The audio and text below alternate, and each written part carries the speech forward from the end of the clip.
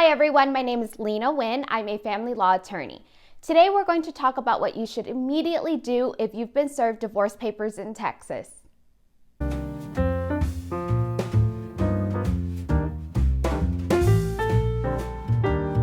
A divorce is considered a lawsuit. To begin a divorce, one party, called the petitioner, files what is called a petition. A petition is a document formally requesting the court to do something.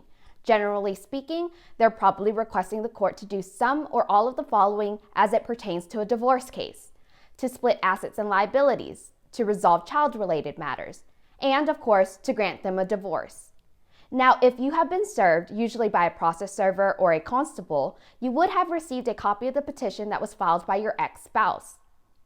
It will include important information, such as your case number and the court that your case was assigned to. So now that you've been served, what should you do? You should file what is called an answer.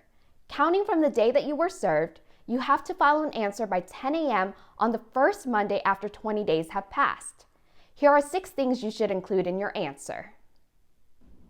Number 1, you can object to having an associate judge hear your case if it goes to trial.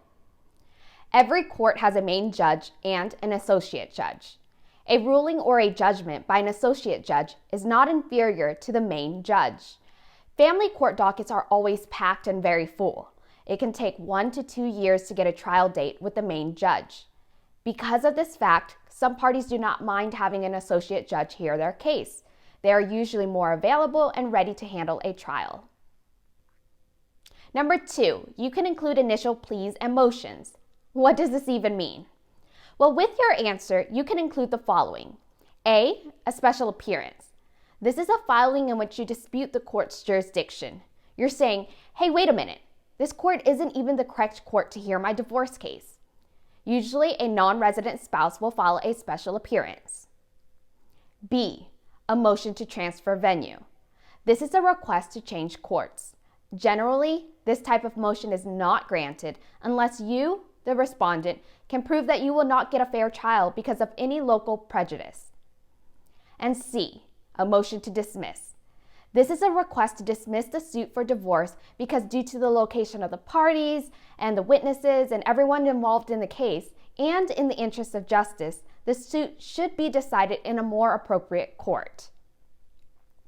Texas has a due order of pleadings rule.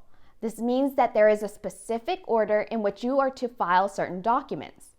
More specifically, in family law cases, special appearances must be the first thing that is filed.